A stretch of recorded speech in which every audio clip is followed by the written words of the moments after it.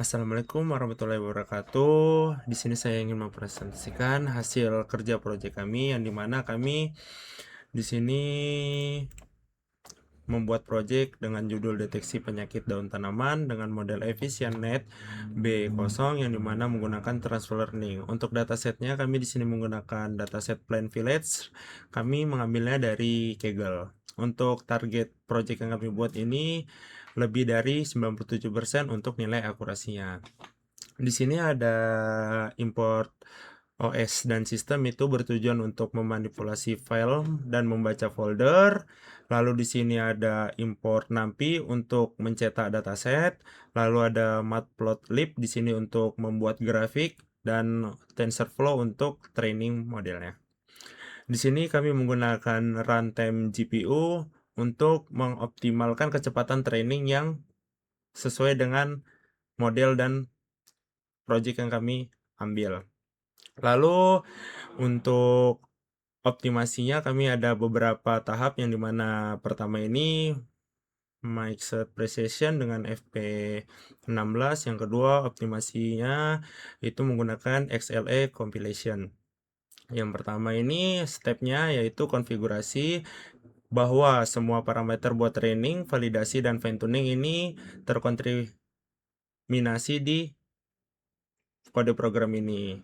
Untuk image size-nya kami sebesar 224 dengan batch size 48, epoch 30, learning rate-nya 1E min 3 dengan nilai 0,001.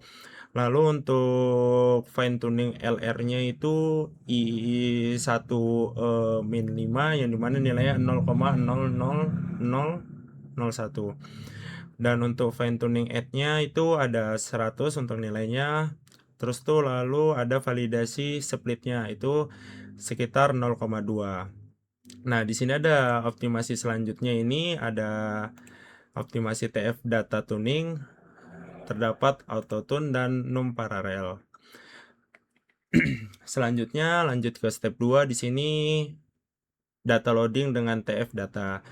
Jadi kami membaca semua file gambar dan label pada variabel data dir. Lalu selanjutnya verifikasi pada dataset dan struktur yang sudah kami sediakan. Lalu ambil nama kelas berdasarkan folder yang ada di direktori dataset. Selanjutnya ada tahap hitung total gambar per kelas. Lalu ada tahap selanjutnya kumpulkan semua pet dan label dalam bentuk CBG atau PNG atau dalam bentuk apapun yang ada kami implementasikan di sini.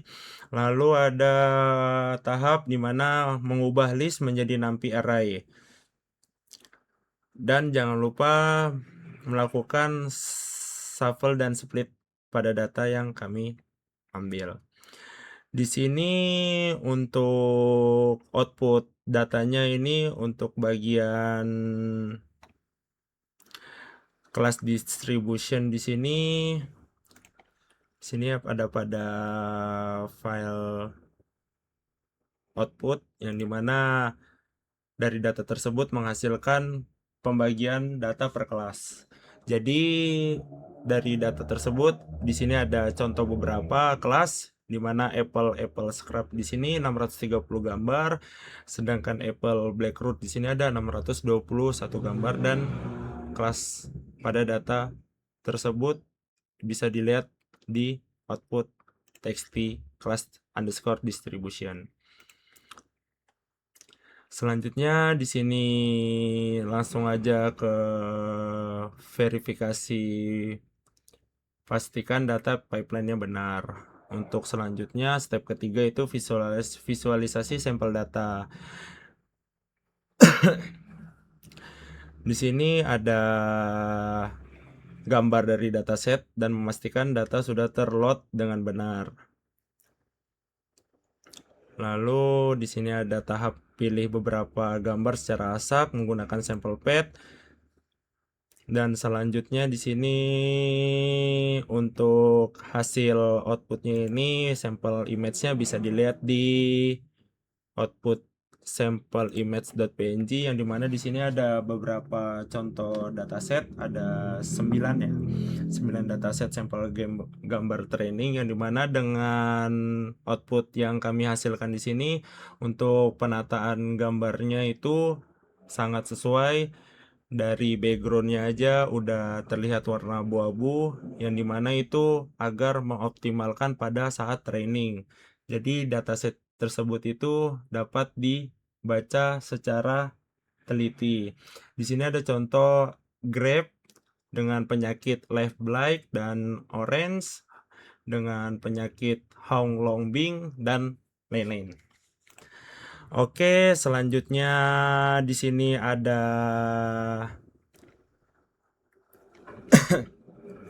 tahap sample augmentation, yang dimana dari kode program ini menghasilkan output sampel augmentation per jenis. Anggap aja di sini kami mengambil 3 dataset, yang dimana ini dataset pertama, ini dataset kedua, dataset ketiga. Jadi augmentasi di sini kami melakukan percobaan berbagai arah, yang dimana di sini yang tahap awalnya kami flip left atau right, yang dimana dari awalnya gambarnya anggap aja munculnya ke kanan, di sini langsung di flip jadi ke kiri. Selanjutnya ada brightness adjust di sini untuk penyesuaian pencahayaan, dan ada penyesuaian kontras dari 3 sampel yang sudah kami ambil. Untuk penjelasan saya cukup sampai situ, dan bisa dilanjutkan step lanjutnya oleh teman saya. Baik, di sini saya akan melanjutkan penjelasan dari rekan saya sebelumnya, yaitu mengenai pembangunan model efisien net binol. Oke, jadi sini untuk layer-layernya ada terbagi dua nanti untuk fasenya. Jadi ada fase 1 itu di mana kita akan melakukan freeze dulu di backbone-nya, yaitu di base model trainable ini kita buat false. Jadi supaya di fase 1 ini kita hanya fokus untuk mengekstrak fitur-fitur penting. Jadi kalau dalam kasus ini kita mengekstrak bentuk daunnya yang secara general itu bentuknya gimana. Jadi di sini dia melakukan pelatihannya. Dari mana? Itu dari model yang sudah kita bahas sebelumnya, yaitu EfficientNet Binol, yang mana kan dari dataset yaitu ImageNet. Kemudian di sini layer yang kami tambahkan situ ada Global Average Pooling 2D yang gunanya mengubah yang data awalnya itu 4D menjadi 2D. Kemudian ada bus normalization itu buat mendistribusikan datanya lebih baik lagi. Kemudian dropout di sini juga untuk mencegah overfitting, dan dense-nya di sini nanti untuk melakukan optimalisasinya lagi. Kenapa di sini ada bus normalization 2 kali? Jadi di sini kita untuk yang sebelum ke outputnya gitu. Jadi nanti lebih optimal lagi. Begitu juga dengan dropout-nya. Setelah itu pada fase 2 nanti akan dilakukan yang namanya itu trainable-nya nanti kita unfreeze. Nah, ada di sini.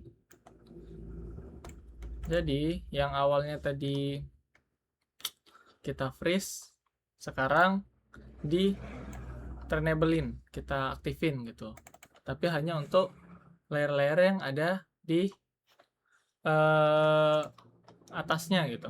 Jadi ketika misalnya yang pertama tadi kita pertahankan, nah ini sisanya bakal kita train.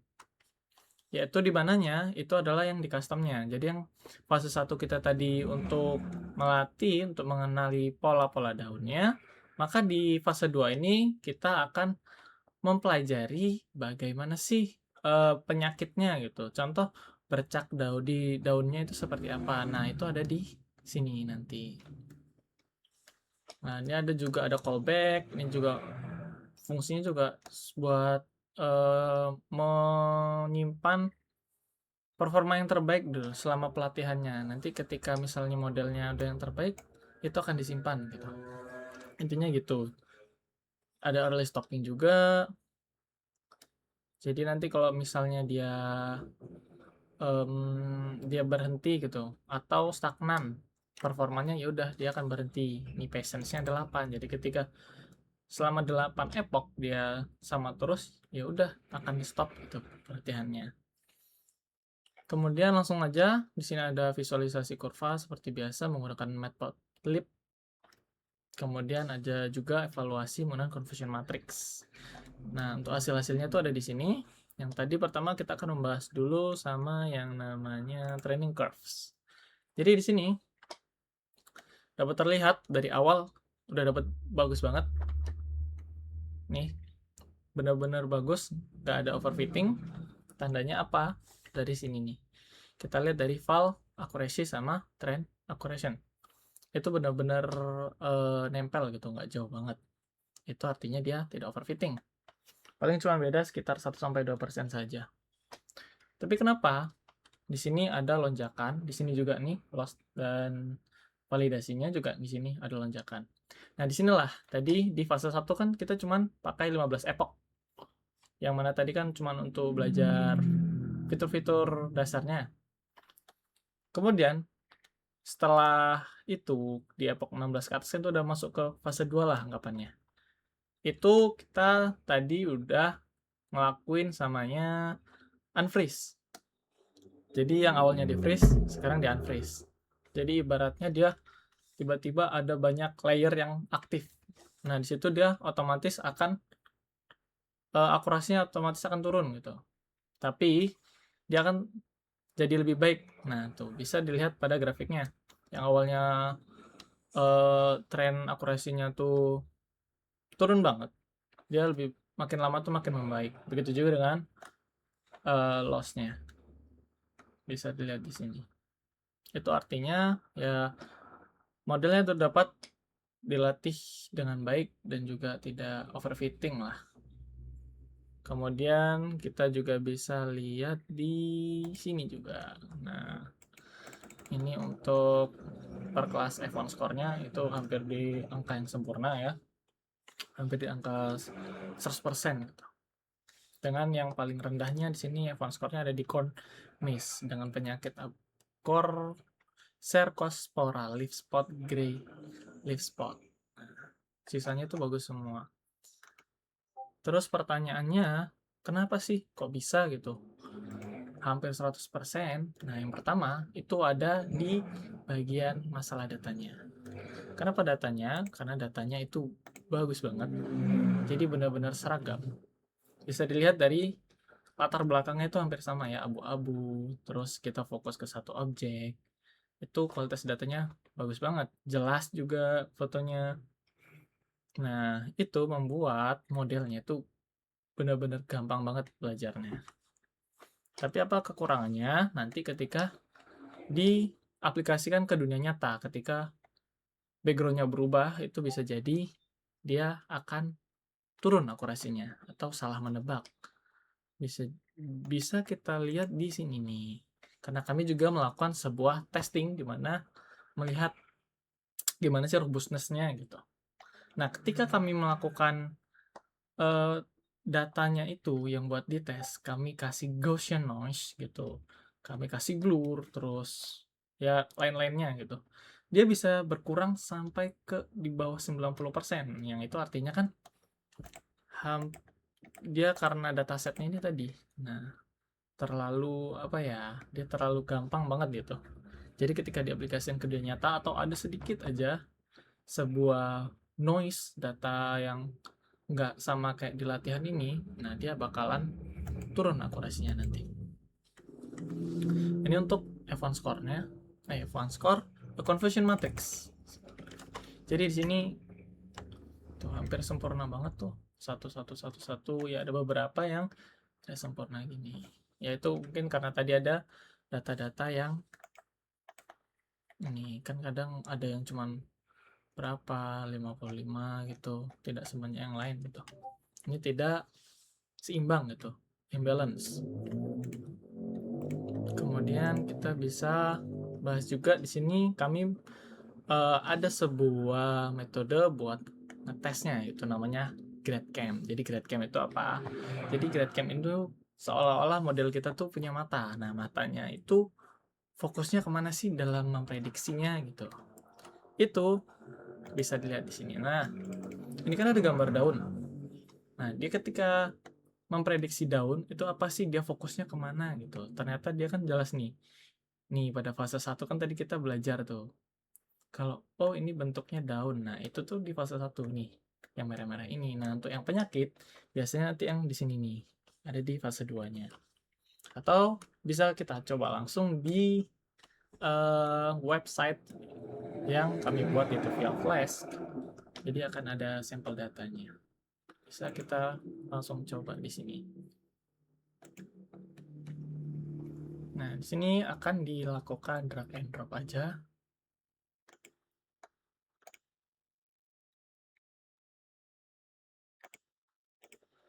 Sama data random, contohnya di sini. Klik analisis penyakit. Nah, dia akan mendeteksi tanamannya cherry. Terkena penyakit nih, terdeteksi penyakit apa? Powdery mildew. Nah, seperti itu. Dia nih top 5 prediksinya. Dia yakin banget nih 100%. Jadi udah pasti benar gitu. Nah, ini GradCam-nya. Dia modelnya tuh fokus di bagian yang mana? Ternyata dia malah fokus di batangnya. Sebenarnya ini termasuk jelek ya. Karena harusnya dia ini fokusnya ke penyakit-penyakitnya. Sebenarnya udah nih ada focus attention-nya. Tapi ya itu tadi malah fokusnya ke batangnya. Atau bisa kita coba dengan data yang lain. Misalnya kita pakai data yang lain itu blueberry. Kita pakai apple aja, apple yang sehat. Analisis. Nah, ini kan sehat banget tuh. Nah, tuh tanaman apple healthy. Dia akan fokus di sini tuh. Tapi di sini kan tuh. Ini yang seperti yang saya singgung sebelumnya, kalau misalnya karena datanya yang terlalu bagus dan tidak beragam, dia akan fokus ke backgroundnya. Apa yang akan terjadi ketika diaplikasikan ke dunia nyata? Ini bakalan drop banget nanti ini di bagian keyakinan modelnya atau akurasinya gitu. Bakal jelek banget nanti. Oke, mungkin itu saja penjelasan yang dapat saya sampaikan. Kurang lebihnya mohon maaf. Wassalamualaikum warahmatullahi wabarakatuh.